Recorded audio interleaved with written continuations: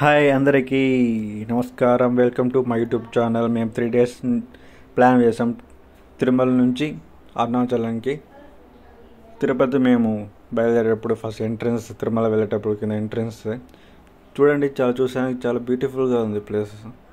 నేను చిన్నప్పటి నుంచి చాలాసార్లు వెళ్ళాము, కానీ ఫస్ట్ టైం విఐపి దర్శనానికి మేము ఈసారి వెళ్ళాల్సి వచ్చింది. కొండపై ఎక్కిన తర్వాత మేము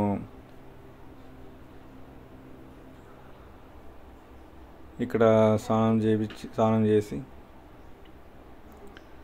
ఇప్పుడు ఎంత ప్రశాంత, భక్తులందరూ ఇక్కడ స్నానం చేసి స్వామివారిని దర్శించుకుంటారు.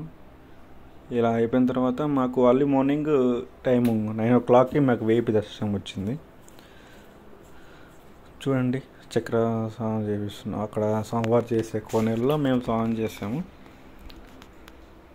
తర్వాత మాకు అర్లీ మార్నింగ్ 9 o'clockకి మాకు విఐపి దర్శనం అలొకటి అయింది.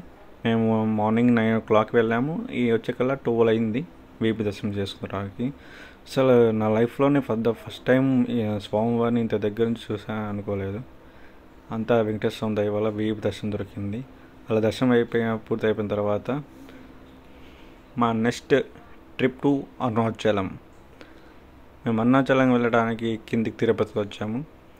తిరుపతి నుంచి మేము ట్రైన్ బుక్ చేసి అరుణాచలం వెళ్ళాము.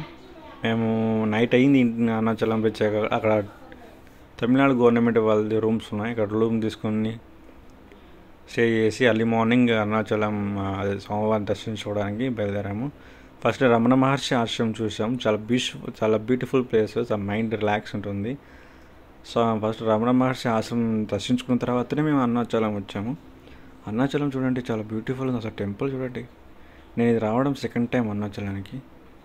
చాలా ప్రశాంతంగా ఉంటుంది అరుణాచలం రావడానికి. ఎన్నో జన్మల అదృష్టం అంటే అనుకుంటున్నా అరుణాచలం ప్రార్థించుకోవడానికి. ఇలా మాకు దర్శనం అయ్యాక స్వామివారిని చాలా దగ్గర నుంచి చూసాను. అరుణాచలం కూడా చాలా ప్రశాంతంగా ఉంది. చూడండి, గోపురం ఎంత పెద్దది. అసలు అరుణాచలంలోనే ఇంత బిగ్గెస్ట్ అసలు టెంపుల్ ఇన్ తమిళనాడు. ఇలా మా దర్శనం మధ్యాహ్నంకి అయిపోయింది.